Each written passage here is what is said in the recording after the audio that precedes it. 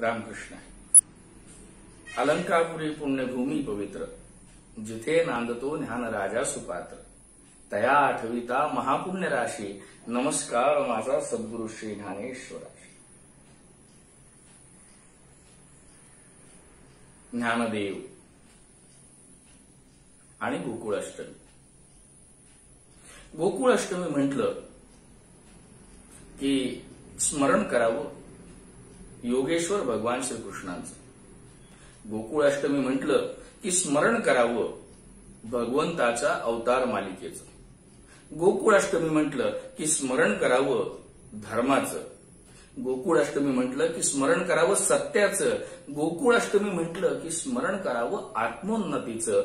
गोकुळाष्टमी म्हटलं की स्मरण करावं सनातनाच्या सनातनात्वाचं. आणि गोकुळाष्टमी म्हटलं की स्मरण करावं ज्ञानदेवांचं. द्वापर युगात भगवान योगेश्वर श्रीकृष्णांनी अवतार घेतला. ते युगे युगे में रक्षावे, यदा यदा हि धर्मस्य ग्लानिर्भवति भारत अभ्युत्थानम् अधर्मस्य तदात्मानं सृजाम्यहम्. आणि हे वचन दिल्यानंतर ते पूर्ण करण्यासाठी भगवंताचा अवतार या मृत्यूलोकात होतो. या गोकुळाष्टमीच्या निमित्ताने आम्ही परत हे प्रकरण पाहायला उद्धृत व्हावं. अवतार.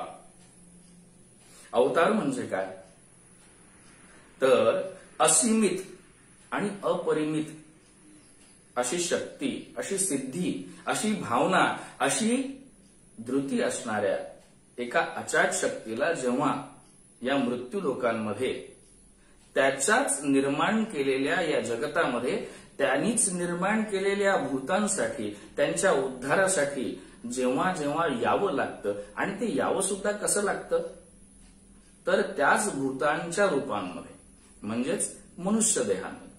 मग मनुष्य देहात आल्यावर ते काय करतील तर मनुष्य देहात आल्यानंतर ते अगदी तुमच्या आणि माझ्यासारखं विचरण करतील. ते धर्मोपदेश करतील, ते प्रत्यक्ष कर्म करून दाखवतील. परंतु त्यांचं हे कर्म करणं, त्यांचं हे मनुष्यत्व धारण करणं आणि त्यांच्यासोबत घडणाऱ्या घटना याचा आम्हाला कयास कसा लागेल. त्यासाठीच आम्हाला शास्त्र आणि धर्म यांचा अभ्यास करावा लागतो. ज्ञानोपाध्याय महाराजांच्या अनेक उत्तम प्रमाणांच्या नुसार श्री ज्ञानेश्वर महाराज या पृथ्वी तलावर मृत्यू लोकावर अवतरण्यासाठी अनेक उत्तम प्रश्नांवर उत्तर देतात. कधी ते तरी म्हणतात की मला सर्व जगाला गीतेचा अर्थ सांगायचा होता, म्हणून मी अवतार घेतला, म्हणून मी इथे आलो. कधी ते म्हणतात की सद्गुरूंच्या कृपेचा, सद्गुरूंच्या सेवेचा मला अनुभव प्रत्यक्षपणे घ्यायचा होता, म्हणून मी या स्थूल देहाला पोचतोय. कधीतरी ते म्हणतात की मला त्या आत्मतत्वाच्या बाबतीत शब्दांच्या द्वारे बोलायचं होतं, प्रत्यक्ष क्रिया करून दाखवायच्या होत्या, प्रत्यक्ष धर्म जगून दाखवायचा होता, म्हणून मी आलो. बघा बरं का, याचाच अर्थ काय तर आम्ही जिथे सध्या जन्म घेतलेला आहे, आम्ही ज्या देहात आहोत आणि आमच्या जीविताचं जे निमित्त आहे त्यालाच आम्ही मृत्यूलोक म्हणतो. साहजिकच तो धरेवर म्हणजे पृथ्वीवरच आहे. मग याला मृत्यूलोक का बरं म्हणतील कारण या मृत्यूलोकामध्ये आल्यानंतर आपल्या या उपस्थितीचा एक ना एक दिवस तरी ऱ्हास होणारच आहे. त्याचाच उल्लेख श्रीमद भगवद्गीतेच्या तद्वतच श्री ज्ञानेश्वरीच्या दुसऱ्या अध्यायामध्ये अगदी सुरुवातीलाच ठळकपणे आढळतो. मग मृत्यूलोकात आल्यानंतर इथली काय गत असेल हो तर इथे या मृत्यूलोकात आल्यानंतर शरीर धारण केल्यानंतर इथे तुम्हाला समाज आहे, भावना आहे आणि एक शाश्वत घटना तुमच्यासोबत घडणार, ती म्हणजे तुमचा मृत्यू होणार. तुमची उपस्थिती जी या शरीराद्वारे आहे ती संपणार, संपुष्टात येणार. म्हणजे मृत्यू शाश्वत समजावा का? हो, या मृत्यू लोकामध्ये मृत्यूला शाश्वतच समजावं. आणि यावर जर समजा आक्षेप असेल की मृत्यूला शाश्वत कसं समजावं, तर त्याचं उत्तर थोडं बारकाई आहे. प्रश्न ज्याप्रमाणे थोडा वेगळा आहे त्याचप्रमाणे उत्तर सुद्धा थोडं वेगळंच असलं पाहिजे. तर या धरेवर आल्यानंतर मृत्यूला आम्ही शाश्वत का बरं म्हणावं? कारण जर या देहाला तुम्ही शाश्वत मानत असाल, या देहाला जर तुम्ही कारण मानत असाल आणि मात्र हा देह म्हणजे सर्व काही निमित्त आहे असं जर मानत असाल, तर मृत्यू सुद्धा या देहाशी संबंधित आहे. त्यामुळे त्या मृत्यूला सुद्धा शाश्वत मानावंच लागेल, कारण मानावंच लागेल. मग मृत्यू लोकात आल्यानंतर, हे शरीर धारण केल्यानंतर मृत्यू आहेच, परंतु ही जी चौकडी आहे ना, जन्म, जरा, व्याधी, वार्धक्य आणि मृत्यू, या चौकडीला तोडण्यासाठी, या नियमांना पार करण्यासाठी त्याच देवाने, त्याच भगवंताने आमच्यासाठी एक सोय करून ठेवली. त्यालाच आम्ही धर्म म्हटला. हा धर्म काय करतो? तर हा धर्म आम्हाला जन्म मृत्यूच्या या फेऱ्यांमधून सोडवायचं काम करतो. सोडवायचं काम करतो म्हणजे काय करतो? अगदी साध्या सोप्या शब्दात आहे. आम्ही जन्म घेणार, आम्ही शरीर धारण करणार. मन, बुद्धी आणि अहंकार या तिघांमध्ये, ज्याला आम्ही 3 डायमेन्शन म्हणतो, यानुसार आम्ही स्वतःचं अस्तित्व मान्य करणार आणि या अस्तित्वालाच धरून इतरांच्या सुद्धा उपस्थितीला, विचारांना, त्यांच्या कर्माला विचारात घेऊन आम्ही सुद्धा आमचं एक नवीन विश्व तयार करू आणि त्या विश्वामध्ये, त्या भ्रमामध्ये स्वतःचं संपूर्ण आयुष्य घालू आणि एक दिवस निमित्त केलेल्या, स्वतःला हे शरीर म्हणून मान्य केलेल्या या शरीराचा सुद्धा मृत्यूमध्ये विलय होईल. पण हे जे अवतार होतात की नाही, हे अवतार या चौकडीला पार करण्यासाठीच होतात. या अवतार चालत आलेल्या या विचित्र परंपरेला मारण्यासाठीच होतात.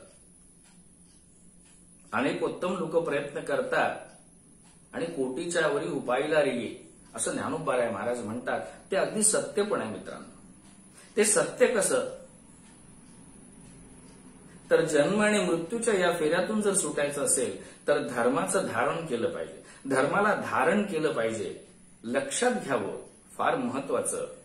संपूर्ण ज्ञानेश्वरीचा अभ्यास केल्यानंतर, संपूर्ण ज्ञानेश्वरीचं चिंतन केल्यानंतर आपल्या लक्षात येईल की मनुष्यासाठी, मनुष्य जीवांसाठी धर्म निर्माण झालेला नाही, तर धर्मासाठी मनुष्य निर्माण झाले. धर्म सनातन आहे आणि तो धर्म म्हणजे काय असेल, तर तो धर्म काय असेल याची व्याख्या करत असताना आम्हाला ज्ञानेश्वरीचा अभ्यास करावा लागेल.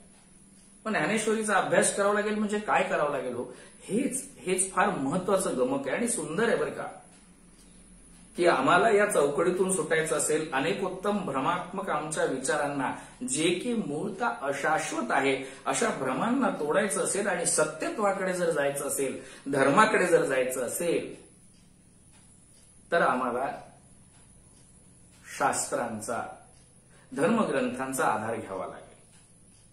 हे धर्मग्रंथ काय करतात? हे धर्मग्रंथ आपल्यावर संस्कार करतात. संस्कार करतात म्हणजे काय होतं?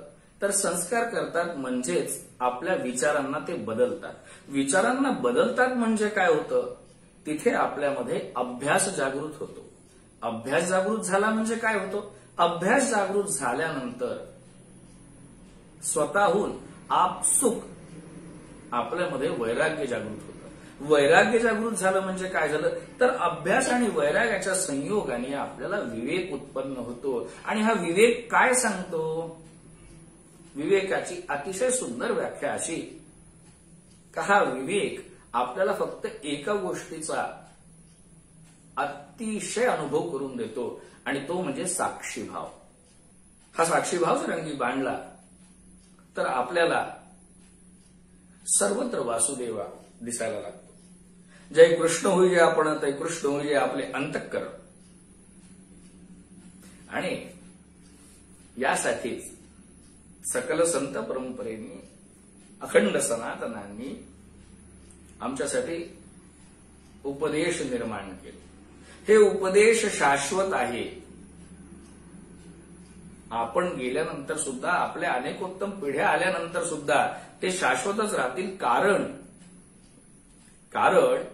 ते त्या अशाश्वतेच्या बाबतीत बोलतात आहे, ते त्या चुकीच्या समजुतींना खोडतात आहे, नवे ते त्या धारणांना पुसत आहेत ज्यांना आम्ही सत्य मानत आहोत। देह म्हणून मृत्यू लोकामध्ये मृत्यू शाश्वत जरी असला तरी तो शाश्वत तुम्हा आणि आम्हासाठी आहे, ज्यांना देह म्हणजेच त्यांची मूळ ओळख आहे असं वाटतं त्यांच्यासाठी।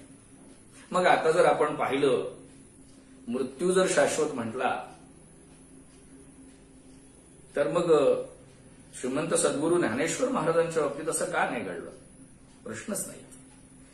त्यासाठी तर एवढा सगळा खुलासा होता, त्यासाठी तर हा आटापिटा होता, गीतार्थाचे निमित्ते। त्याचप्रमाणे एक लक्षात घ्यावं की ज्यांनी शरीर म्हणजे स्वतःची धारणा केली आहे, मी म्हणजे शरीर, माझ्या या शरीराच्या संबंधित असलेल्या सगळ्या भावना, सगळ्या धारणा, म्हणजेच काय ते जीवन, म्हणजेच काय तो धर्म, पोट भरणं, झोप घेणं, इतरांसोबत स्पर्धा करणं, त्यांच्या भावनांनी दुःखी होणं, त्यांच्या भावनांनी सुखी होणं, कुठेतरी वासना धरणं, कुठेतरी एका विचाराला धरूनच चालणं, हे सगळं आपण आपलं विश्व तयार करून त्याला जगाचा नियम म्हणत मिरवतो आहे। त्याच चौकडीला तोडून देहाच्या पलीकडे सुद्धा एकच शाश्वत तत्व आहे, आत्मतत्व, हे ज्यांनी माहिती करून घेतलं तो अवतार। आणि म्हणून तुम्ही पाहाल, श्रीमंत सद्गुरू ज्ञानेश्वर महाराज असतील, जगद्गुरु तुकोबाराय महाराज असतील, यांच्या बाबतीत मृत्यूची शाश्वती शाश्वत झालीच नाही। यांनी स्वतःहून या देहाचा विचार संपुष्टात आणला आणि सर्व साक्षीने, असं ते एकट्यात जाऊन वगैरे नाही। आणि यांना ते करता आलं, बरं, यांना ते करता आलं कारण भगवंताप्रती अनन्य भाव। आम्हाला पुष्कळदा या सगळ्या गोष्टी असत्य का बरं वाटतील, आणि कोणाला असत्य वाटत असेल तर त्यामध्ये वाईट वाटून घेण्याचं कुठलंही कारण नाही। कारण या गोष्टी त्याला असत्य, खोट्या वाटतील ज्याची धारणा ही त्याच्या शरीरापुरती सीमित आहे। ज्यांनी स्वतःचं अस्तित्व म्हणजे शरीर समजलेलं आहे, त्यासाठी ज्ञानेश्वरांची संजीवन समाधी असेल, ज्ञानेश्वरांचं अवतार कार्य असेल, जगद्गुरु तुकोबाराय महाराजांचं उपदेश कार्य असेल, अवतार कार्य असेल, किंवा त्यांचं सदैव वैकुंठ गमन असेल। लक्षात घ्या, आम्ही या संतांच्या जीवनाकडे सुद्धा कुठपर्यंत पाहायचं आहे आपलं म्हणून, तर जोपर्यंत त्यांच्यातला अनन्य भाव, जोपर्यंत त्यांच्यातला अनन्य भाव, त्यांच्यातला कैवल्य भाव, त्यांच्यातली दया, त्यांच्यातला आर्जव, त्यांच्यातली माया आपल्यामध्ये प्रवेशित होत नाही, तोपर्यंतच आम्ही या संतांकडे परक्या दृष्टीने बघायचंय। नवे ज्या दिवशी हा अनन्य भाव, ही आर्जव, ही माया, ही धृती, हा कैवल्य आमच्यात प्रवेशित होईल ना, त्या दिवशी आम्हाला कळेल की श्री ज्ञानेश्वरादी, श्री तुकारामांदी हे संत कुठे गेलेलेच नाही, ते अजूनही विचरण करतात आहे। आणि ज्या दिवशी हा अनन्य भाव आमच्यात प्रेरित होतो, त्या दिवशी हे आमच्यामध्ये प्रवेश करतात। ते सीमित नाहीच, कारण आम्ही जेव्हा जेव्हा त्यांना शरीराचे गुणधर्म लावतो, जेव्हा जेव्हा त्यांना आम्ही सामान्य मनुष्याच्या वागणुकीचे प्रमाण लावतो, त्यावेळेस आम्ही हे अगदी आवर्जून लक्षात ठेवलं पाहिजे की ते या सर्वांच्या पलीकडे होते, म्हणूनच ते संत पदावर, म्हणूनच ते सत्याचा उहापोह करतात, म्हणूनच ते धर्माला धारण करतात. आजचा विषय जो आम्हाला सेवेसाठी दिलेला आहे, आपण सर्वांच्या साक्षीने गोकुळाष्टमीच्या या पावन पर्वावर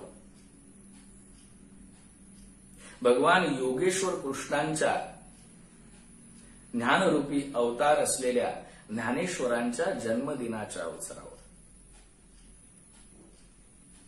तो ताटी उघडा ज्ञानेश्वरा असा आहे. साहजिकच ताटी उघडा ज्ञानेश्वरा असं ऐकल्यानंतर आम्हाला ब्रह्मचित्कला मुक्ताई आईसाहेबांची आठवण होते. ज्ञानदेवांनी, निवृत्तीदादांनी, सोपान काकांनी आणि मुक्ताईंनी या चौघांनी या धरेवर प्रगटकरण झालं. यांनी अवतार घेतला. आणि ज्याप्रमाणे आपणच बोललेलो आहे की अवतार म्हणजे काय, तर अपरिमित आणि असीम अशा सर्व सिद्धींनी, सर्व कार्यांनी, सर्व उपदेशांनी, सर्व धर्मांनी परिपूर्ण असलेल्या त्या अचाट परमतत्वानी तुम्हा आम्हा लेकरांचा उद्धार व्हावा. मृत्यू लोकातला मृत्यू हा शाश्वत नसून अनंत तत्वाचा द्योतक असलेल्या आत्म्याचा एक छोटासा मुक्काम आहे. त्यामुळे हे मृत्यू लोक जरी अशाश्वत असलं तरी आत्मतत्व हे परमशाश्वत आहे, हे सांगण्यासाठी, हे समजवण्यासाठी, नवे नवे ते आम्हा सर्वांच्या आचरणामध्ये प्रवेशित होण्यासाठी आमच्यासारखाच नाम आणि रूप धारण केलेला एक प्रकरणाचा भाग. म्हणूनच आम्ही म्हटलं अवतार पांडुरंग.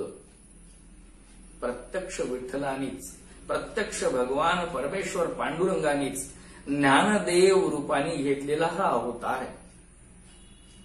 ज्ञानदेव म्हणजे अनन्य, ज्ञानदेव म्हणजे कैवल्य, ज्ञानदेव म्हणजे अजान वृक्ष, ज्ञानदेव म्हणजे सुवर्ण कळश, ज्ञानदेव म्हणजे पिंपळाच्या पानाला सुद्धा स्पर्शित केल्यानंतर प्रगट झालेला सुवर्ण भाग. ज्ञानदेव म्हणजे इंद्रायणीतली निर्झर माया.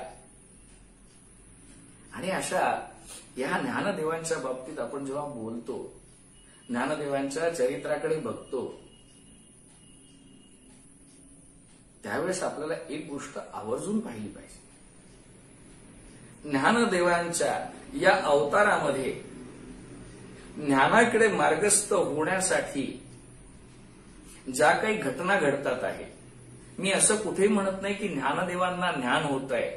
ज्ञानदेवांना ज्ञान वेगळ्याने होऊच शकत नाही, कारण ज्ञानेश्वर किंवा ज्ञानदेव म्हणजेच भगवंतानी ज्ञानाच्या निमित्ताने, ज्ञानदानाच्या निमित्ताने, ज्ञान प्रगट करण्याच्या निमित्ताने घेतलेली उपस्थिती अवतारच आहे. परंतु जेव्हा या ज्ञानदेवांच्या जीवनातल्या घटनांच्या बाबतीत आपण बोलतो, त्यावेळेस आपण म्हणतो की ज्ञानदेव जेव्हा ज्ञानाकडे मार्गस्थ झाले, त्यावेळेस त्यांच्यासोबत जेवढ्या काही घटना घडतात आहे, कारण घडतात आहे, तुम्हा आम्हाला दाखवण्यासाठी, त्यामध्ये महत्वाचं प्रकरण जे आहे, त्यामध्ये महत्वाची जी घटना आहे, ती घटना आमच्या आईसाहेब मुक्ताईंद्वारा घडते. ताटी उघडा ज्ञानेश्वरा. मग ताटी उघडा ज्ञानेश्वरा या अभंगांची मालिका आपण पाहिली तर आपल्या लक्षात येईल. अगदी अगदी सोपेपणाने आपण ही घटना समजून घेऊया. समाजाने कुठेतरी त्रास दिलेला आहे आणि तो त्रास देणं साहजिक होतं. बघा बरं का, समाजाने त्रास दिलेला आहे असं आपण म्हणतो कारण आपल्याला पुनश्च एकदा थोड्या सीमित विचारांमध्ये राहण्याची सवय. अहो, समाजाने त्रास देणं हे ठरलेलं होतं, कारण अवतार कार्य जे असतं त्या अवतार कार्याचा मूळ उद्देशच हा असतो.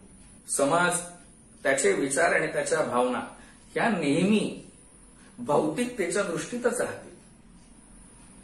आणि हा समाज जो आहे हा जोपर्यंत धर्माकडे, संस्काराकडे, शास्त्रांकडे, ज्ञानेश्वरीकडे, गाथेकडे मार्गस्थ होत नाही तोपर्यंत त्यांनी निर्माण केलेल्या या भौतिक जगातल्या भौतिक अशाश्वत गोष्टीलाच तो सत्य समजतो आणि त्यामुळे त्याची वर्तणूक ही इतरांप्रती तद्वतच या अवतारांप्रती सुद्धा तशीच असेल. नवे नवे अवतार घेत असताना, या अचाट शक्तींना अवतार घेत असताना, या सर्व प्रभूतींना अवतार घेत असताना, या सर्व देवतांना याच भौतिकतेची गरज पण असते. कारण इथे आचरणामध्ये प्रत्यक्ष वर्तणूक करून दाखवायची आहे, प्रॅक्टिकल दाखवायचं आहे. म्हणून इथे पण तेच घडतं. समाजाकडून बोलणे मिळतात आहे, समाजाकडून तुसडेपणाची वागणूक मिळते. आता आपण पुष्कळदा म्हणतो समाजाकडून, मग आपल्याला ते समाज हा शब्द जो आहे त्याने आपलं पोट भरत नाही. मग आपण या समाजामध्ये सुद्धा वर्ग पाडतो आणि मग त्या वर्गांमध्ये सुद्धा विशिष्ट एक वर्ग निर्माण होतो की मात्र समाजाने नाही बरं का, त्या समाजातल्या विशिष्ट एका वर्गाने त्रास दिला, मग आपण त्याही पुढे जातो. नुसता त्रास नाही दिला तर त्या त्रासाचे सुद्धा प्रकार टाकतो आपण. आपलं लक्ष ज्ञानदेवांना, तुकारामांना मिळालेल्या या सगळ्या त्रासाकडे फार जास्त असतं. कारण आपला विचारच मुळी संतत्वाच्या प्रतीचा, ज्ञानत्वाच्या प्रतीचा, कैवल्यत्वाच्या प्रतीचा हा त्रासाच्या भूमिकेतून निर्माण झाला असेल कदाचित. परंतु आपण लक्ष कुठे द्यावं, तर ही सगळी घटना घडत असताना त्या संतांमध्ये, त्या महान पुरुषामध्ये, त्या महानुभावामध्ये काय काय मानसिक बदल झाले, काय काय घटना त्यांच्या अंतरंगातून घडल्या, त्याकडे आपण जर लक्ष दिलं ना तर मला तरी वाटतं आपल्या सुद्धा आयुष्यात उजेड होईल. आणि अशीच काहीतरी घटना इथे घडते. समाजाकडून तुसडेपणाची वागणूक मिळते आहे आणि ज्ञानदेव थोडे खिन्न भावनेने पुनश्च एकदा सांगतो, म्हणून मी ही सगळी एवढी मोठी भूमिका आपल्या समोर ठेवली. ज्ञानदेवांचं मन थोडंसं खिन्न होत आहे. कदाचित ज्ञानदेवांना किंचित राग देखील आला असेल. आता ह्या दोन भावना ज्ञानदेवांसोबत जोडत असताना आपण एक लक्षात घ्यावं, हे अवतार कार्य आहे. आपण वाल्मिकी रामायणाचा, रामचरित मानसाचा जर संदर्भ घेतला तर त्यामध्ये एक गोष्ट फार सुंदरपणे, किंवा महाभारतातल्या भीष्म पर्वाचा सुद्धा संदर्भ जर घेतला तर एक गोष्ट आपल्या लक्षात येईल. या अवतार कार्यामध्ये जेही काही घडतं ते सर्व त्या अवतारात्मक देवतेनेच घडवलेलं असतं. कारण त्याला तुमच्या आणि आमच्या समोर, पुनश्च एकदा त्या अवताराला, त्या देवतेला तुमच्या आणि आमच्या समोर प्रत्यक्ष वागून दाखवायचं असतं. तो इथे मनुष्य रूपात, कर्मरूपाने, सत्यरूपाने, धर्मरूपाने आम्हाला तोच प्रकाश दाखवतो आहे जो भौतिकतेच्या अंधाराला दूर करेल. आणि म्हणून अतिप्रबल रघुपती की माया या रामचरित मानसाच्या उत्कर्षानुसार अवतार कार्यामध्ये तुम्हा आम्हासाठी मनुष्य देह धारण केलेला आहे, मग तुम्हा आम्हासाठी मनुष्यांसारखी वागणूक सुद्धा दाखवावं लागेल. आणि ही वागणूक दाखवूनच मनुष्य म्हणून सीमित विचारधारेमधून असीमिततेकडे कसं जावं याचं प्रत्यक्ष उदाहरण, प्रत्यक्ष वागणूक करून दाखवणं, हेच काय ज्ञानकार्य होतं. बरोबर, हेच काय रामकार्य होतं. हे ज्ञानकार्यच पुढे ज्ञानदेव होतं, हे रामकार्यच पुढे तुकाराम होतं. आणि म्हणून ज्ञानदेवांनी स्वतः खिन्नत्व स्वीकार केलं, ज्ञानदेवांनी स्वतः दुःख स्वीकार केलं. उद्विग्नता जी अर्जुन विषाद योगामध्ये अर्जुनाच्या मानसिकतेमध्ये प्रवेश झाली होती, तिथे अर्जुनासोबत ती घटना देखील भगवंतानीच घडवली आणि त्यामुळे गीतेचा अवतार झाला. इथे सुद्धा ज्ञानदेवांनी स्वतः ही अवस्था स्वीकारली आणि ते आपल्या कुटियामध्ये, झोपडीमध्ये दरवाजा बंद करून आत बसले. तिथलं नेमकं वातावरण काय असेल याचा आपण फक्त अंदाज लावू शकतो. कारण ज्ञानदेवांनी स्वतःला ताटीमध्ये बंद करून घेतलेलं आहे, झोपडीचं दार लावून घेतलेलं आहे आणि ते आत बसलेले आहेत. कदाचित ज्ञानदेवांच्या डोळ्यामध्ये पाणी पण असेल बघा. आणि तुम्ही आम्ही जेव्हा रडतो ना, तेव्हा तुम्ही आणि आम्ही डिमांड्स आणि घटनांसाठी रडतो. परंतु संताच्या डोळ्यात जेव्हा अश्रू येतो ना, संताच्या डोळ्यात जेव्हा पाणी येतं ना, त्यावेळेस शंकराच्या माथ्यावरून गंगा प्रगट होण्याच्या घटना जशा घडतात, अगदी तशाच या संतांच्या आसवांमधून सुद्धा धर्मगीता निर्माण होत असते, आत्मगीता निर्माण होत असते. तेवढ्यात मुक्ताई आईसाहेब येतात. ती प्रत्यक्ष शक्ती आहे, ती प्रत्यक्ष उमेचा अवतार आहे, ती प्रत्यक्ष पार्वती आहे, ती प्रत्यक्ष जगदंबिका आहे. हे सगळे उपाधी लावत असताना ज्यांचा संप्रदायाशी जास्त संबंध नाही आणि जे सो कॉल्ड फार तत्वदृष्टीने विचार करतात, देवत्व मान्य करत नाही, त्यांनी हे सुद्धा लक्षात घ्यावं की आम्ही देवत्व कोणाकोणाला लावलं, आम्ही संतत्व कोणाकोणाला लावलं, तर ज्यांनी आमच्यावर उपकार केले, अनंत तत्व आम्हाला सांगितलं, ज्यांच्यामुळे आमचं दुःख कमी झालं, ज्यांच्यामुळे आमचा आनंद दुणावला, ज्यांनी आमच्यासाठी स्वतःचं शरीर झिजवलं, कुठलाही स्वतःचा मतलबाचा भाव न ठेवता त्याला आम्ही संतत्व प्रदान केलं.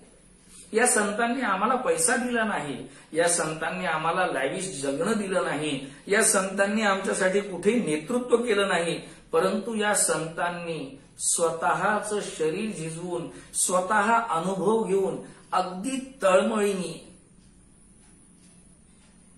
अंतःकरणातून, बेंबीच्या देठापासून आम्हाला उपदेश दिला. नवे आम्हा लेकरांना समजावून सांगितलं आणि म्हणून आम्ही त्यांना संतत्व जोडलं. मुक्ताई आईसाहेबांचे जर सर्व अभंग पाहिले, त्यांचं सर्व जीवनचरित्र जर पाहिलं, तर आपल्याला लक्षात येईल की इतके उच्च, इतके अपरिमित आणि इतके अगणित असे आत्मतत्वाचे विचार ठेवणारा कुठल्या युगातलाच. त्यामुळे ज्यांना असं वाटतं की मुक्ताई आईसाहेब, ज्ञानदेवजी महाराज, निवृत्तीनाथजी देवता, सोपान काका हे सगळे खरंच संत आहेत का, त्यांनी त्यांचे उपदेश पहिले वाचून पाहावेत. त्यांनी ज्ञानेश्वरी वाचून पाहावी, त्यांनी तुकाराम गाथा वाचून पाहावी, त्यांनी एकनाथी भागवत वाचावं. त्यानंतर त्यांना कळेल की आम्ही त्यांना का बरं पूजनीय मानतो. अहो, आमच्या बापांनी आमच्यासाठी आयुष्यभरात जी काही मेहनत केली, आमच्या बापांनी आमचं जे अस्तित्व निर्माण केलं, आमच्या वडिलांना आठवण ठेवण्यासाठी आम्ही त्यांना सुद्धा त्यांच्या तसबिरीवर टिळा लावतो, त्यांना हार घालतो आणि त्यांना अगरबत्ती लावतो. हे तर सर्व जगाचे बाप आहेत. यांनी फक्त आणि फक्त एकाचाच उद्धार केलेला नाही, यांनी फक्त आणि फक्त एका कुळाचाच, एका परिवाराचाच उद्धार केलेला नाही, तर वसुधैव कुटुंबकम, हे विश्वची माझे घर असं म्हणत या सर्व बापांनी, या सर्व वडीलधाऱ्यांनी अखंड जनमानसांचा उद्धार केला. आपल्याला आपल्या कुळाचा अभिमान असतो, आपल्या वडिलांचा अभिमान असतो, आपल्या बंधूंचा अभिमान असतो. या सर्व संतांनी संपूर्ण धरेला, संपूर्ण विश्वाला स्वतःचं कुटुंब मानत त्यासाठीच आपलं आयुष्य, त्यासाठीच आपलं शरीर झिजवलं. यांनी आमच्यासाठी संपत्ती ठेवली आणि ती संपत्ती म्हणजे शाश्वत रूपी आत्मतत्वाची संपत्ती होती. त्यामुळे आम्ही त्यांची पूजा करतो. मुक्ताई आईसाहेबांना लक्षात येतं की काहीतरी घटना घडलेली आहे. ज्ञानदेव ताटी बंद करून झोपडीमध्ये बसलेले आहेत. कदाचित ते उद्विग्न असतील, कदाचित ते दुःखी असतील, कदाचित किंचित क्रोधी पण असतील. हे सगळं निमित्त आहे. हे मुक्ताई आईसाहेबांना कळायला काही वेळ लागला नाही, कारण आत्मतत्वाला अगदी जाणून घेतं. ताटीच्या आत बसलेला, ताटी लावून घेतलेला जर अवतार आहे, तर ताटीच्या बाहेर उभा असलेला हा सुद्धा मुक्ताई प्रत्यक्ष शक्तीचा अवतार.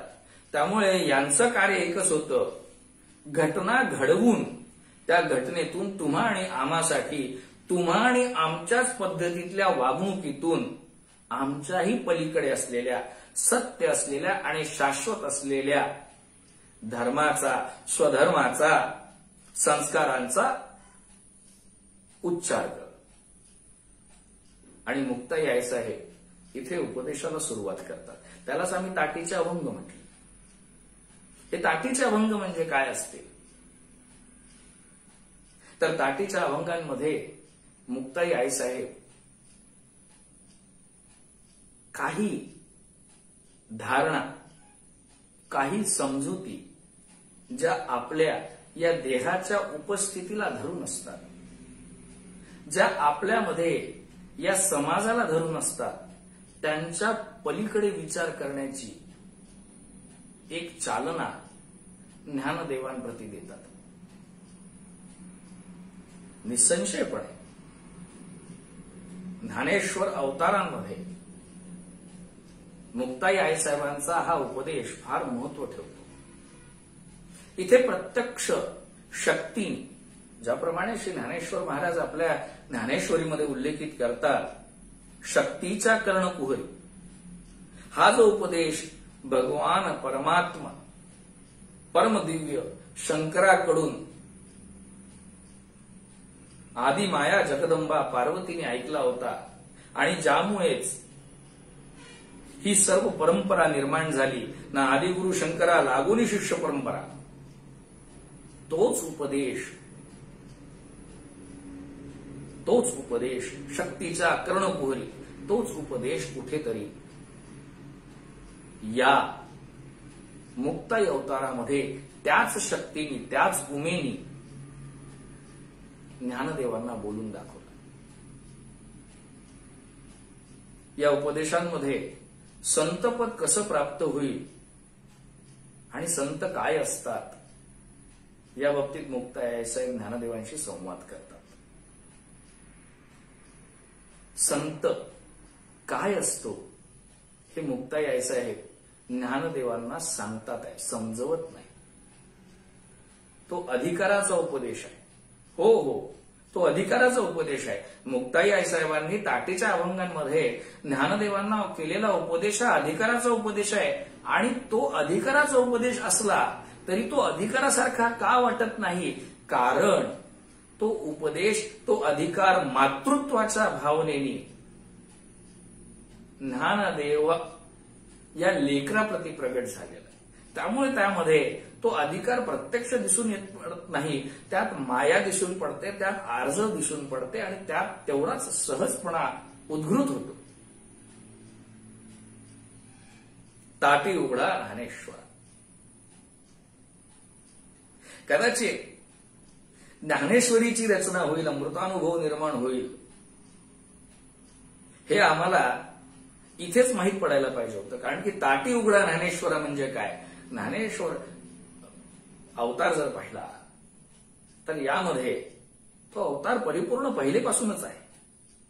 ज्या काही घटना घडतात त्या तुमच्या आणि आमच्या समजुतीला समजवण्यासाठी, तुमच्या आणि आमच्या विचार प्रवृत्तींना समजवण्यासाठी त्या बदलाव्या म्हणून बरं का. स्वतःला समजवणं म्हणजे काय आहे हो, स्वतःच्या विचारांना सुद्धा समजवणं आहे की आता तरी तुम्ही बदला. आणि ज्यावेळेस हे विचार आपल्याला समजून घेत नाही त्यावेळेसच ते हवे होतात. ज्ञानदेवांचा या अवतारामध्ये ताटी उघडा ज्ञानेश्वरा हा मूळ संकल्प तुम्हा आणि आम्हासाठी ज्ञानेश्वरांच्या शरीराच्या पलीकडल्या, ज्ञानेश्वरांच्या अवतार कार्यामधला अनंत, अद्वितीय, अद्भुत, अपरिमित, असीमित असा भाग दाखवण्यासाठी, असा कार्यपद्धती दाखवण्यासाठी निर्माण झालेली घटना आहे बरं काही. ताटी उघडा ज्ञानेश्वरा. आम्ही सर्वांनी स्वतःला या सर्व विचारांच्या, या सर्व कर्मांच्या आणि या सर्व भौतिक नियमांच्या झोपडीमध्ये जे बंद करून घेतलंय, आणि नवे नवे नुसतं बंद करून घेतलं नाही तर या सर्व झोपडीला आम्ही अहंकाराचा दार लावलेला आहे, आणि ते दार आम्ही स्वतःच बंद करून घेतलेलं आहे.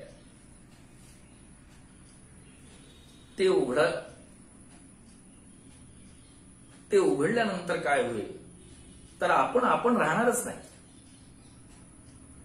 आपण सुद्धा ज्ञानेश्वरच होऊ यासाठी हा सगळा आटापिटा आहे बरं का. हा मुक्ताई आईसाहेबांचा उपदेश जो आहे हा फक्त आणि फक्त एक घटना आपण जर लक्षात घेतली तर ती घटना सुद्धा आम्ही शाश्वत जर मान्य करत असू तर ती घटना तेव्हाच घडलेली नाही, ती अशाश्वत घटना आहे. कारण की ती दोन संतांच्या मधात, दोन असीमित अशा अवतारांच्या मधात होतात आहे. तर आपण एक लक्षात घेतलं पाहिजे, ताटी उघडा ज्ञानेश्वरा हा भाग मुक्ताई आईसाहेबांमध्ये आणि कैवल्य साम्राज्य चक्रवर्ती ज्ञानेश्वरांमध्ये एकदाच घडलेला नाही. जेव्हा जेव्हा कुठला साधक संतत्वावर पोचतो, जेव्हा जेव्हा कुठला साधक सिद्धत्वाकडे जातो, जेव्हा जेव्हा एखादा मुमुक्ष परिपूर्ण होतो, त्या वेळेस त्या प्रक्रियेमध्ये आणि त्या घटनांमध्ये ताटी उघडा ज्ञानेश्वराच प्रकरण उद्भूत होत असतं.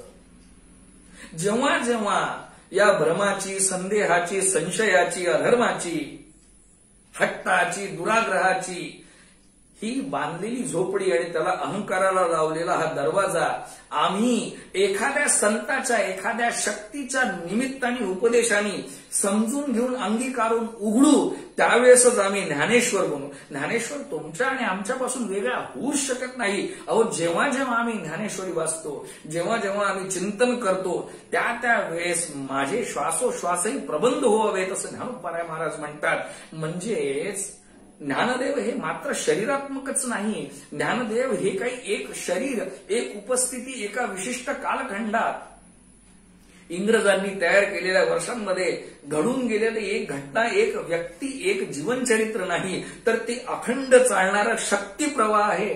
म्हणून जेव्हा जेव्हा आम्ही हरिपाठ म्हणतो, जेव्हा जेव्हा आम्ही ज्ञानेश्वरीच्या ओव्या वाचतो, जेव्हा जेव्हा आम्ही एखाद्या थोर पुरुषाकडून ज्ञानेश्वरीच्या ओव्या समजून घेतो, त्या वेळेस हा ज्ञानेश्वरच आमच्याद्वारे श्वास घेत असतो. आणि म्हणून आम्ही म्हणतो की ज्ञानदेव हे संजीवन आहे. आणि ते समाधी अवस्थेमध्ये म्हणजे काय हो, तर ते समाधी अवस्थेमध्ये आहेत याचाच अर्थ जेव्हा आम्ही स्वतःमध्ये रत होऊ, जेव्हा आम्ही आमच्यातल्या स्वला, आत्मतत्वाला प्रत्यक्षपणे अनुभवू, त्यावेळेस आमच्या लक्षात येईल की संपूर्ण आयुष्य म्हणजे चालणं, फिरणं, श्वास घेणं, उठणं आणि बसणं नाही, ही तर प्रत्यक्ष सोहम साधनेची, जपा नाम जपा गायत्री, सोहम साधनेचा उल्लेख ज्ञानेश्वरीमध्ये सुद्धा आहे. हे सगळं जीवन म्हणजे प्रत्यक्ष सोहम साधनेची फार मोठी, निरंतर, चिरातन, सनातन अशी परंपरा आहे. आणि ज्यावेळेस आम्ही या सोहम साधनेमध्ये स्वतःला रत करतो, विष्णुमय जग वैष्णवांचा धर्म हे जेव्हा आमच्या अंगी येतं, त्यावेळेस आम्हाला कळतं की मी नाहीच, तो ज्ञानदेवच आहे, तो ज्ञानेश्वरच आहे. ज्या वेळेस आमच्यामध्ये ते अनन्य भावाने प्रवेशित होतं, ते ज्ञान जेव्हा आमच्यामध्ये प्रवेशित होतं, नवे नवे आम्हाला लक्षात येतं, नवे नवे आमचंच आम्हाला मिळतं, त्यावेळेस ते ज्ञान म्हणजेच ईश्वर आहे असा अनुभव येतो प्रत्यक्षपणे. त्यावेळेस ज्ञान हेच ईश्वर आहे ही भावना प्रत्यक्षपणे कार्यरत होते. ज्ञानेश्वर हे त्याच वेळेस तत्व कळतं बरं का. मी नाहीच, तिथे सर्वत्र ज्ञानेश्वरच आहे. आणि मग आपल्या लक्षात येतं की ताटी उघडा ज्ञानेश्वरा हा मुक्ताई आईसाहेबांनी भगवान श्री ज्ञानेश्वरांप्रती दिलेला उपदेश ही कुठली एका विशिष्ट इसवी सनापूर्वीची, इतिहासातली, पुराणात्मक, वेदोक्त असं काही नाही हो, ही वारंवार घडणारी घटना आहे. मग आपण म्हणाल आम्ही ज्ञानेश्वर कसे, तर संतांचंच प्रमाण आहे देवा. आपणासारिखे करीती तात्काळ. अहो, ज्ञानेश्वरीच्या संगतीत लागलो तर आपण ज्ञानेश्वरच बनतो. आपण दुसरं काही बनू शकत नाही, कारण आपला जन्मच मूळ जो आहे तो ज्ञानदेवांच्या कारणाने आहे. त्यामुळे आपणासारखे करीती तात्काळ. आम्ही जर समजा ज्ञानतत्वाकडे जाऊ तर ज्ञानात्मक ईश्वराच्या जवळ गेल्यामुळे आम्ही पण ज्ञानेश्वरच होऊ. पहा का. आणि ज्ञानदेवांची ही उपस्थिती, हा अवतार प्रत्यक्ष गोकुळाष्टमीला होतो. आणि एक पुनश्च एक फार सुंदर गोष्ट जाता जाता या सेवेमध्ये आपल्या सर्वांच्या चरणावर सुपूर्द करतो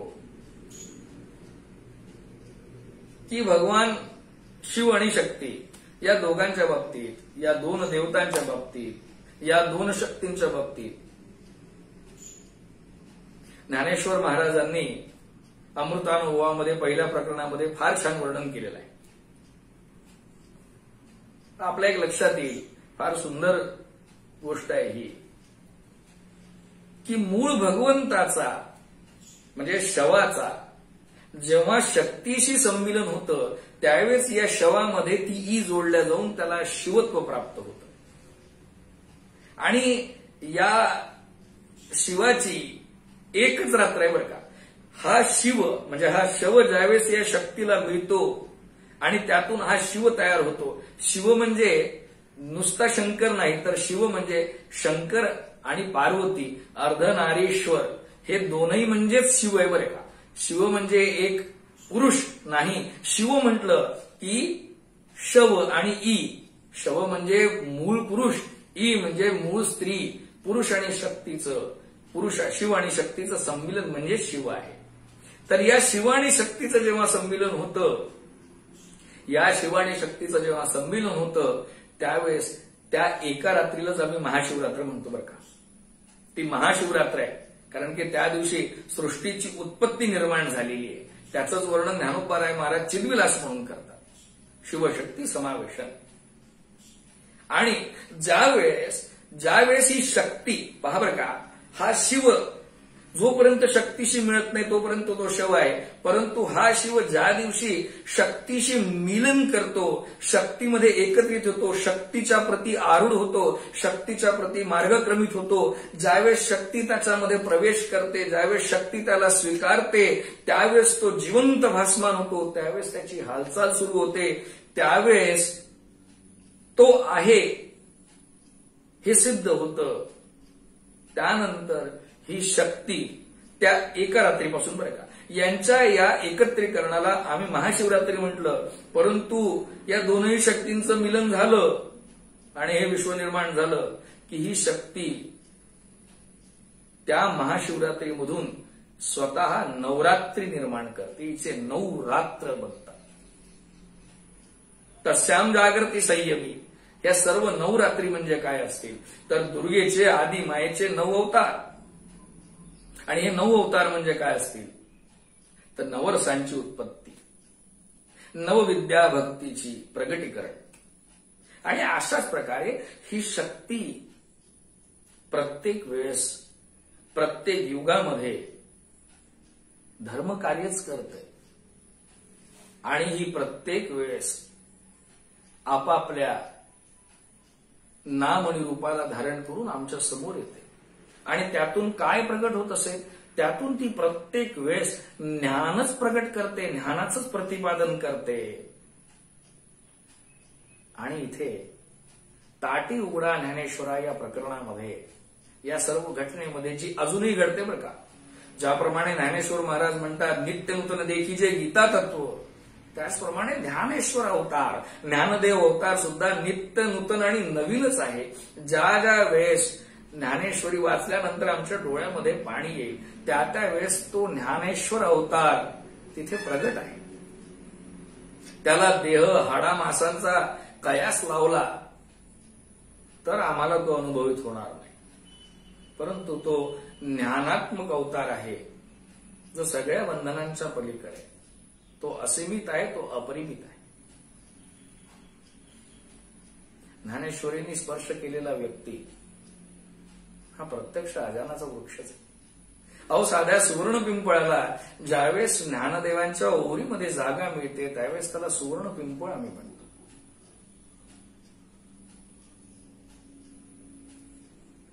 ज्यावेळेस ज्ञानदेवांच्या ओरीमध्ये कासव स्थापित होतो त्याला कच्छप अवताराचं स्मरण येतं. इतकी माया आणि इतका आर्जव मिळतो. ज्ञानेश्वरांच्या ओरीमध्ये एखादं तंतुवाद्य आलं आणि भक्तीने त्या तंतुवाद्याला कोणी छेडलं तर त्याला आम्ही नारदांचा वीणा म्हणतो. ज्ञानदेवांच्या ओरीमध्ये कोणी फिरायला जरी गेला मागून पुढे आणि पुढून मागे तरी त्याच्या जन्म मरणाच्या फेऱ्या चुकवणारी प्रदक्षिणा घडते. ज्ञानदेवांच्या ओरीतला ज्ञानेश्वरांच्या मंदिरावरचा कळस पाहिल्यानंतर मोक्षाचा कळस मिळतो. आणि ज्ञानेश्वरांच्या मंदिरामधला नगारा वाजला की दुःखरूपी भूत पळताना कसा आक्रोश करतील याची अनुभूती आम्हाला येते. ज्ञानेश्वरांच्या मंदिरात टाळ वाजला, ज्ञानेश्वरांच्या ओरीतला टाळ वाजला की आयुष्याच्या दुःखांची टाळाटाळ कशी करता येईल याची धृती निर्माण होते. आणि ज्ञानेश्वरांचा हरिपाठ वाचला की हरीची पाठ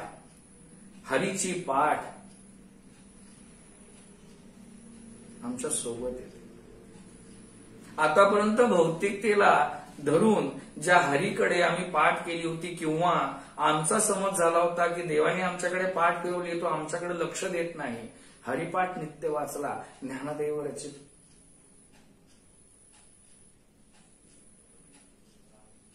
की हरी आमच्या पाठीशी राहतो. बरं का, ज्ञानदेव नित्य नूतन आणि नवीन आहे. ज्ञानदेव प्रत्यक्ष आहे. ज्ञानदेव देवत्व आहे. ज्ञानदेव आम्हा सर्वांमध्ये आहे. म्हणून ज्ञानदेव ज्ञानेश्वरीमध्ये भगवंताच्या बाबतीत बोललेच नाहीत हो. ज्ञानदेव ज्ञानेश्वरीमध्ये आत्मतत्वाच्या बाबतीत बोललेच नाहीत हो. ज्ञानदेव ज्ञानदेवीमध्ये परमतत्वाच्या बाबतीत बोललेच नाहीत हो.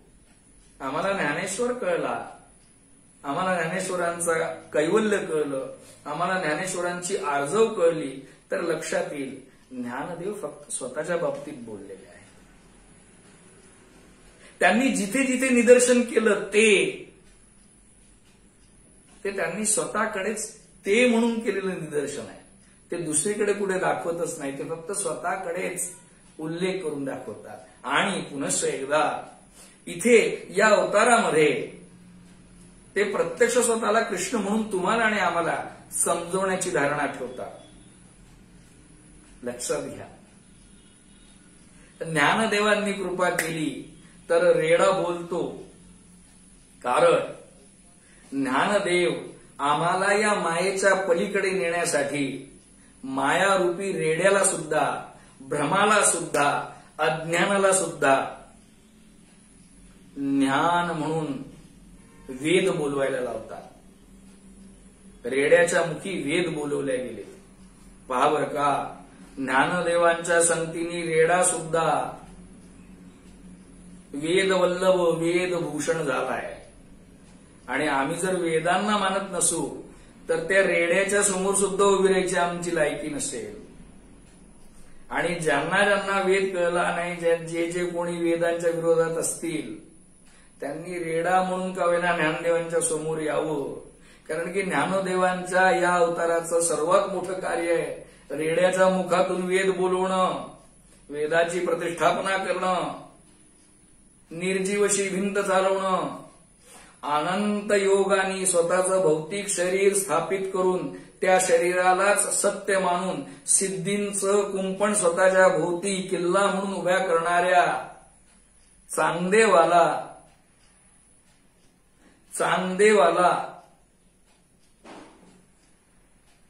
देवत्व देऊन त्याला सुद्धा ज्ञानदेव बनवणं आणि लक्षात घ्या, मुक्ताई आई साहेब ही योग माया आहे, तर त्या अनन्य आहे, त्या ब्रह्मचित्कला आहे, त्या प्रत्यक्ष शक्ती आहे आणि म्हणूनच त्या योग माया सुद्धा आहे. म्हणून चांगदेवांना ज्यावेळेस उपदेश द्यायचा होता त्यावेळेस चांगदेवाला ज्ञानदेव बनवण्यासाठी देखील मुक्ताई आई साहेबांचाच उपदेश कार्यरत झाला. शरीराच्या भौतिकतेच्या विचारांची ज्यावेळेस निवृत्ती होते त्याच वेळेस शरीराच्या भौतिकतेच्या विचारांची ज्यावेळेस निवृत्ती होते, ज्यावेळेस हे विचार रिटायर होतात, ज्यावेळेस हे विचार निवृत्त रिटायर होतात त्याच वेळेस ज्ञान प्रवेशित होतं. त्याच वेळेस देव कळतो, कारण की ज्ञान कळलं म्हणजे देव कळला. देव कळण्यासाठी ज्ञान असावं लागतं. ज्ञान झालं की देवत्व भगवंत तत्व कळतं बरं का. याचाच उहापोह ज्ञानदेवा तू कैवल्यम नाही ज्ञानेन पवित्रम सदृश्यते असा उल्लेख झालेला आहे. मुक्ताई आई साहेबांचा हा अवतार म्हणजे काय असेल तर तो शक्तिरूपा होता, तो ब्रह्मचित्कला म्हणून होता, परंतु तो योग माया रूपी होता. म्हणून चांगदेवांना ज्ञानदेव ज्ञानतत्वाकडे नेण्यासाठी, देवत्वाकडे नेण्यासाठी ज्ञानेश्वरांनी मुक्ताई आई साहेबांकडून उपदेश दिला. लक्षात घ्या, भौतिकतेरूपी मानसिकतेच्या, भ्रमरूपी मानसिकतेच्या, अहंकाररूपी मानसिकतेची ज्यावेळेस निवृत्ती होते, परमतत्वाकडे आमचा मार्ग सोपा होतो, सोपान होतो, त्याच वेळेस ज्ञान प्रवेशित होतं आणि देव कळतो आणि आम्ही मुक्ततेकडे जातो, आम्ही मुक्त होतो. असं एक सरते शेवटी अजून एक गोष्ट सांगू इच्छितो आणि माझी सेवा समर्पित करतो. ज्ञानेश्वरांनी मात्र आणि मात्र श्रीमद भगवद्गीता मराठीमध्ये सांगितली, त्याला आम्ही भावार्थ दीपिका म्हणतो. त्यानंतर अमृतानुभवाची रचना झाली. तर एक लक्षात घ्या, श्रीमद भगवद्गीतेच्या पहिले सुद्धा सनातनींमध्ये अष्टावक्र गीता नावाचा एक ग्रंथ आहे. या अवताराचं वैशिष्ट्य सांगून देतो आणि सेवा समर्पित करतो. ज्ञानदेवांच्या या अवतारामध्ये या कृष्णाने, या ज्ञानदेव रूपी भगवान कृष्णाने फक्त श्रीमद भगवद्गीता सांगून स्वतःचं अवतार कार्य संपुष्टात आणलं नाही बरं का. तर या अवतारामध्ये आत्मतत्वाकडे, ज्ञानाकडे कसं प्रवेशित व्हावं यासाठी आम्हाला आचरण पद्धती, विचार पद्धती सांगणारी श्रीमद भगवद्गीता तर लिहून दिलीच दिली, त्यालाच आम्ही ज्ञानेश्वरी म्हटलं. परंतु हे आत्मतत्व प्राप्त झालेलं आहे की नाही आणि हे प्राप्त झाल्यानंतर त्याचा कयास कसा लावावा हे बघण्यासाठी अष्टावक्र गीता रूपी अमृतानुभव सुद्धा निर्माण केला बरं का.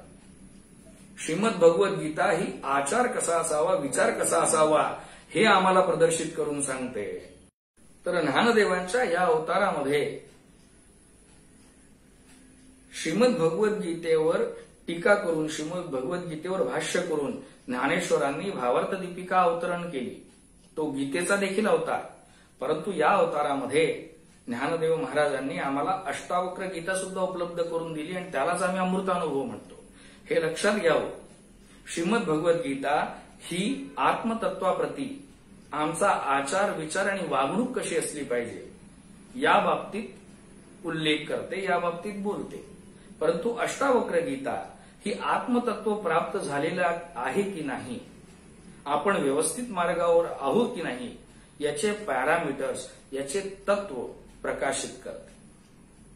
त्यामुळे ज्ञानदेवांच्या या अवतारामध्ये आम्हाला भगवान श्रीकृष्णांनी गायलेली गीत ज्ञानेश्वरी रूपात मिळाली. तसंच भगवान अष्टावक्रांनी जनकाप्रती सांगितलेली आत्मतत्वाची अष्टावक्र गीता सुद्धा अमृतानुभव या रूपाने मिळाली. आता यासाठी अष्टावक्र गीता वाचलेलं आवश्यक आहे आणि आपल्याला एक लक्षात घ्यावं लागेल, या सनातनामध्ये, या संपूर्ण हिंदू धर्मामध्ये उच्च प्रतीचा असा एकही ग्रंथ नाही की ज्याचा संदर्भ, ज्याचा उल्लेख भगवान ज्ञानेश्वरांनी स्वतःच्या उपदेशांमध्ये केलेला नाही. ज्ञानेश्वरांनी सगळे ग्रंथ अभ्यासले, त्यांनी सर्व भाषांचा गौरव केलेला आहे, कारण ते प्रत्यक्ष ज्ञान आहे. ते प्रत्यक्ष ज्ञान आहे आणि म्हणून एक लक्षात घ्यावं, ज्ञानेश्वर, ज्ञानदेव हा अनुभव आहे, तो चिरंतन आहे आणि तो शाश्वत आहे.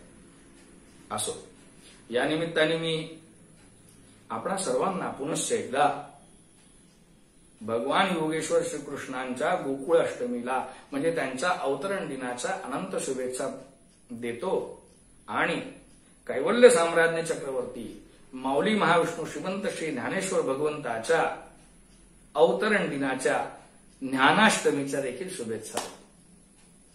गोकुळ अष्टमी कृष्णासाठी आणि ज्ञानाष्टमी ज्ञानदेवांसाठी. हा प्रेमभाव आहे बरं का, पुनश्च कुठली नवीन व्याख्या नाही. कारण ज्ञानदेवांचा जन्म ज्या दिवशी होईल ती अष्टमी देखील ज्ञानमयच होईल की नाही. असो, ही सेवा करण्याची संधी भगवान श्री ज्ञानेश्वरांच्या प्रती त्यांचं प्रतिनिधित्व करणाऱ्या श्री ज्ञानेश्वर महाराज संस्थान कमिटीच्या माध्यमातून मला प्राप्त झाली. व्यवस्था, भगवंताचं स्थान, त्याची व्यवस्था, त्याचे सर्व उपचार, आचार आणि त्यातून निर्माण होणारे सर्व उत्सव, या सर्वांची व्यवस्था आम्हा लोकसंस्थेच्या माध्यमातून, न्याय प्रक्रियेच्या माध्यमातून, समाज व्यवस्थेच्या माध्यमातून सर्व विश्वस्त बघतात. आणि नियोजनामध्ये, नित्य उपचारांमध्ये ज्ञानेश्वर महाराजांच्या या समाधी आणि प्रगट स्थानाच्या बाबतीत ते सर्व व्यवस्था पाहतात. त्यामुळे एक प्रकारे ते संप्रदायामध्ये ज्ञानदेवांचंच प्रतिनिधित्व करतात. श्री ज्ञानदेवांचा आचार, श्री ज्ञानदेवांनी आम्हाला दिलेले उपदेश, त्यांचं प्रगटीकरण स्थान, त्यांचं समाधी स्थान, त्याचे उपचार, त्याची दैनंदिन व्यवस्था, तिथून निर्माण होणाऱ्या सगळ्या समाज व्यवस्था, तिथून निर्माण होणारे सर्व धर्मकारण, तिथून निर्माण होणाऱ्या सगळ्या परंपरा ज्या आजतागायत अखंडपणे चालू आहे, त्या सर्वांचा सांभाळ करणाऱ्या या सर्व विश्वस्तांना ज्ञानदेवांचे प्रतिनिधी म्हणून मी प्रणाम करतो. आणि ज्याप्रमाणे आपण निभवत असलेल्या प्रत्येक कर्तव्याच्या पाठीमागे आपल्या कुळाचा आधार असतो, आपल्या एका कुळ परंपरेचा आधार असतो, अगदी त्याचप्रमाणे हे विश्वस्त देखील या संतश्रेष्ठ श्री ज्ञानेश्वर महाराजांच्या भागवत रूपी कुळ परंपरेचाच वहन करतात आहे. आणि बहुता सुकृतांची जोडी म्हणूनही विठ्ठल ही आवडी. भगवंताची सेवा ही अनेकोत्तम सुकृतांचं पुण्याचं स्थानच आहे आणि ते अनेक जन्मांचं पुण्य असतानाच आपल्याला ती सेवा प्राप्त होते असं आम्ही सर्वजण जर म्हणतोय, तर तेच प्रमेय, तेच प्रमाण, तेच उदाहरण इथे सुद्धा लागू होतं.